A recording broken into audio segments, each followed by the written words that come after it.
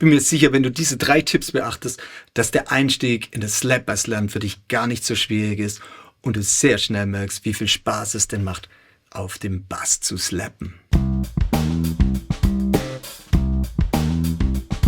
Ist es denn wirklich so schwierig, Slap-Bass zu lernen, wie viele sagen? Als ich Mitte der 80er Jahre angefangen habe mit Bassspielen, da war Slap-Bass-Spielen das Nonplusultra. In den Charts gab es Bands wie Level 42 oder Kajagoogoo, auch in dem Jazzrock-Bereich Marcus Miller natürlich, später kam Flea von Red Hot Chili Peppers noch mit dazu oder natürlich auch immer noch das Urgestein des Slap-Bass-Spielen Larry Graham. Alle die waren top angesagt und jeder Bassist hat versucht, die ganze Zeit den Bass zu slappen.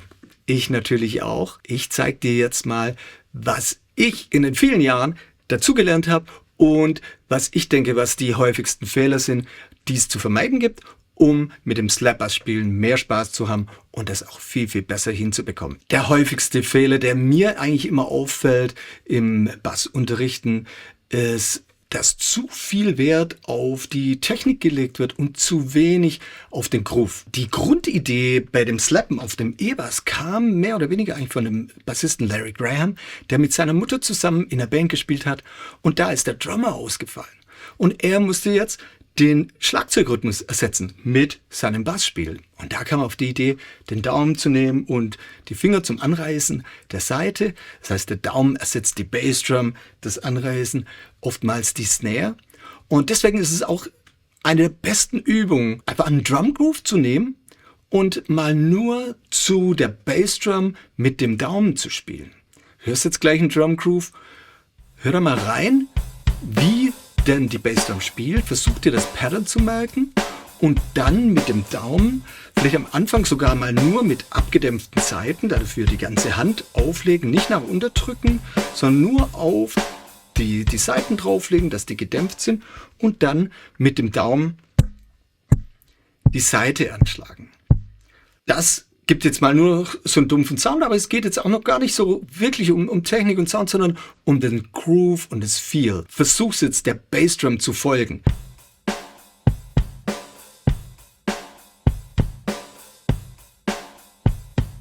Irgendwann kannst du dann auch einen Ton dazu nehmen. In dem Fall, ich würde jetzt mal ein G nehmen.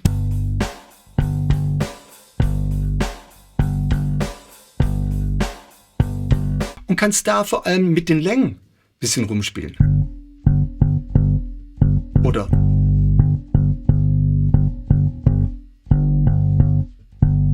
unterschiedlichste Varianten, immer zu dem Drumgroove und versuch so richtig eins zu werden mit dem Groove, mit der Bassdrum, da so richtig drauf zu sitzen. Eine weitere gute Übung dazu ist jetzt auch so ein bisschen Harmonielehre zu integrieren. Du kannst eigentlich deine ganzen Tonleitern damit üben. Du kannst einfach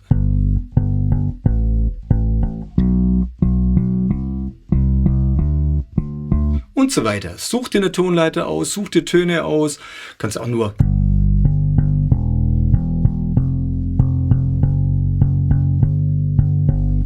chromatisch runtergehen. Das gleiche natürlich auf der A-Seite. Und natürlich auch auf den anderen Seiten.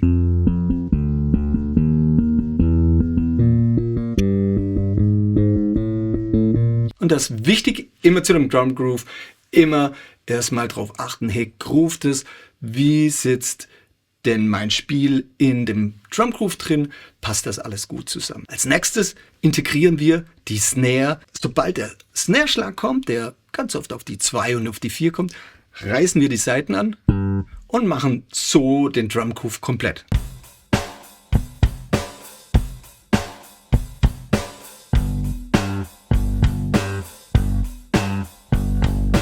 Auch hier kannst du wieder Tonleitern mit reinnehmen.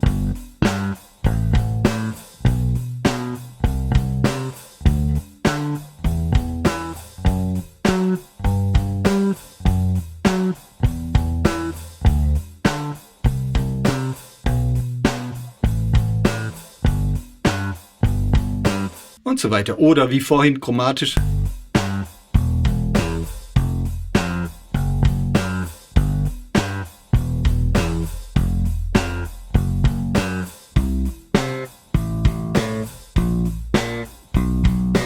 Ganz einfache Übung, dass du nicht immer nur auf dem einen Ton bleibst und nicht nur auf der einen Seite.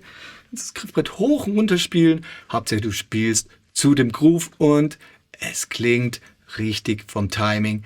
Es fühlt sich gut an. Es hat ein gutes Feel. Bei dem nächsten Beispiel, das du jetzt siehst, da habe ich jetzt den Grundton genommen, das G, und habe jetzt mir überlegt, okay, ich nehme jetzt eine Tonleiter mit dazu, in dem Fall vielleicht Mollpentatonik, und nehme jetzt die kleine Septim von der Mollpentatonik. Hier, das F, das spiele ich aber tief und integriere das jetzt in meine Basslinie.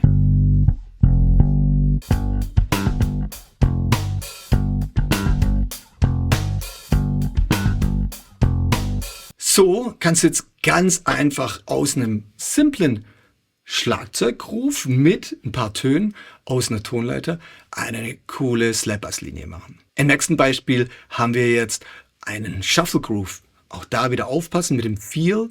Es ist jetzt keine gerade Sechzehntel mehr, sondern wir haben so ein triolisches Feel. Hör einfach rein, versuch mitzuspielen, versuch es zu fühlen.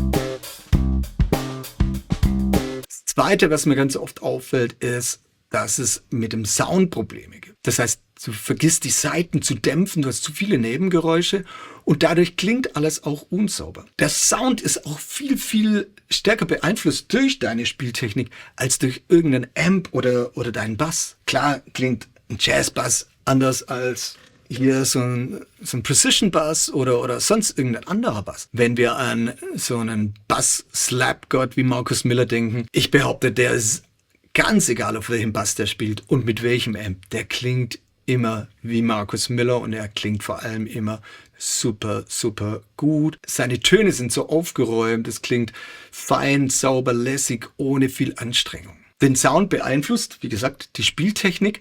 Da gibt's jetzt natürlich die Grundhaltung von dem Daumenanschlag, das ist, was wir am meisten brauchen. Gibt so ein paar unterschiedliche Möglichkeiten, wie man das machen kann. Hast vielleicht schon von den Red Hot Chili Peppers den Flea gesehen, der spielt eher so von oben runter, hat sein Handgelenk so gedreht. Marcus Miller spielt eher so, dass der Daumen eher etwas gerader ist. Es gibt Bassisten, die spielen mit dem Handgelenk komplett gedreht, dass der Daumen eher so anschlägt. Das ist alles eine Geschmackssache. Welchen Sound will ich haben? Was liegt dir gut? Bei dem Anschlag von oben, ein kleiner Nachteil ist, wenn du irgendwann mal fortgeschritten bist und vielleicht so eine Double-Thumping-Technik machen willst, bei dem man die Saiten quasi wie bei einem Plektrum so auf und abschlägt, dann ist es etwas ungünstig, wenn man sich die Spieltechnik angeeignet hat. Das geht da, ich wüsste nicht, wie das daran gehen soll. Aber wenn dir das egal ist, kein Problem. Spiel so, Hauptsache es klingt gut und du kommst gut damit zurecht. Was mir immer wieder auffällt bei Schülern ist, dass sie den Daumen nicht wieder abspringen lassen von der Seite, beziehungsweise nicht nach unten schlagen durch die Seite durch, sondern eher auf der Seite liegen bleiben. Da passiert dann sowas. Da kommt kein Ton raus. Das heißt, du musst entweder wie bei einem Basketball-Trippeln oder wie auf einem Trampolin den Daumen von der Seite abspringen lassen. Das ist ein Bounce. Oder auf der Leerseite. Das ist auch die beste Übung, um das mal wirklich die Leerseiten mal zu nehmen. Langsam die Seite anschlagen. Und den Daumen nicht drauf liegen lassen, sondern entweder abspringen lassen oder durch die Seite durchspielen. Da bleibt mein Daumen dann auf der nächsten Seite liegen. Das hat wieder den Vorteil für die Double-Thumping-Technik. Da ist er gleich in Position und kann dann die Bewegung nach oben machen. Muss man aber nicht machen von Anfang an. Wichtiger vielmehr, einen schönen, runden, satten Sound zu bekommen. Position, so entweder kurz nach dem Griffbrett oder so auf den letzten Bund drauf, nicht zu weit hinten, da kommt nicht so viel raus. Die Seite muss die Möglichkeit haben, richtig zu schwingen. Die Rotation der Hand ist auch so eine wichtige Sache. Wir spielen beim Slap Bass nicht mit der Bewegung, nicht aus der Schulter raus, sondern es ist eine leichte Rotationsbewegung aus dem Handgelenk. Das ist auch ganz einfach auf einer Tischplatte üben, beim Autofahren, am Lenkrad. Einfach die Bewegung aus dem Handgelenk raus. Ganz einfach, der Unterarm dreht sich quasi nur hier Muskel, Unterarmmuskel, nicht aus der Schulter. Wir hacken kein Holz, sondern wir bewegen den Unterarm aus dem Ellenbogen, Handgelenk mäßig raus und lassen den Daumen aufprallen und wieder runterbouncen bzw. durch die Seite durchschlagen. Was auch oft passiert, ist, dass man bei dem Pop, bei dem Anreißen der Seite viel zu viel Kraft verwendet. Also da nicht mega dran reißen, sonst fatzt tatsächlich auch mal so eine Bassseite, sondern viel eher die Seite vom Finger schnalzen lassen. Das heißt, die Seite ist hier, die hüpft dann von der Fingerkuppe runter und knallt dann auf das Griffbrett. Wenn man das zu fest macht, dann entsteht kein richtiger Sound. Es gibt so einen Choke, also es klemmt die Seite ab, ähnlich wie bei dem draufliegen lassen von dem Daumen. Das heißt, lieber soft, dass man einen vollen Sound hat. Da kannst du übrigens einen Finger verwenden, 2 Finger verwenden, kannst sogar 3 Finger verwenden. Geht alles, so wie du Lust hast, was dir gut liegt, gut klingt und einen coolen Groove verursacht. Der dritthäufigste Fehler, der mir oft auffällt, ist, dass mit zu wenig Artikulation gespielt wird. Der Anfangsgroove, den wir da hatten, der ist gut, um am Anfang zu lernen. Das gibt aber noch kein so richtiges Feel. Ähnlich wie beim Schlagzeugspielen. So die Drummer, muss man aufpassen, die haben unterschiedliche Betonungen auf einem Hi-Hat. Die spielen nicht immer gleich laut, so Achtel. Da ist mal eine laute, einmal eine leise. Auf der Snare gibt es oft so Grace Notes. Der Stock auf dem Fell so hüpfen gelassen, bis dann erst der Schlag kommt. Genau die Sachen versuchen wir jetzt zu imitieren auf dem Bass. Da gibt es viele Möglichkeiten, Artikulation einzubauen. Das eine ist, die Tonlänge zu verändern. Wir können den Ton ganz kurz spielen, Staccato, oder den länger klingen lassen, Legato. Es gibt natürlich auch die Möglichkeit, mal lauter und leiser zu spielen. Andere Möglichkeiten sind Hammer-Ons und Pull-Offs, Dead Notes, Handslaps. Das heißt, dann nehme ich meine Hand und schlag drauf, gibt dann extra Sound. Und so kann man mit Artikulation den Groove wesentlich beeinflussen. Also wenn wir zurückgehen auf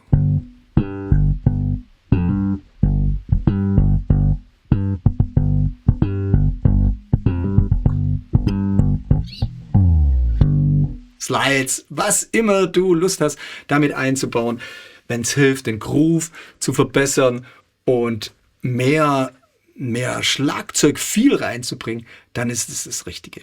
Da gilt natürlich auch das Dämpfen der Seite. Ich mache das oft, dass ich meinen ersten Finger hier über alle Finger drüber, nicht über alle Finger, sondern über alle Seiten drüber liegen habe und damit die Seiten dämpfe oder meine anderen Finger stoppen die Seiten ab, dass sie nicht mitklingen. Da gibt es verschiedenste Sachen. Auch da muss man jeder so ein bisschen rausfinden, was für ihn gut funktioniert. Wichtig ist nur, dass nicht zu viele Seiten gleichzeitig klingen, wenn man das nicht will. Für die Technik, also die Artikulationsübungen und auch die Daumenschlagübungen, findest du in meinem basemeup.de Blog weitere Übungen und Playalongs, zu denen du dazu spielen kannst. Am Ende des Videos gibt es auch noch so einen Backing-Track, Drum Groove zum Dazuspielen. Da kannst du gleich mal ein bisschen üben und immer wieder darauf achten. Groove ist die Nummer 1. Zweitens, wie ist dein Sound? Nicht deine Verstärker und dein Equalizer ist wichtig, sondern wie klingst du raw, ohne irgendwelche Beeinflussung durch irgendwelches Equipment. Und dann Artikulation,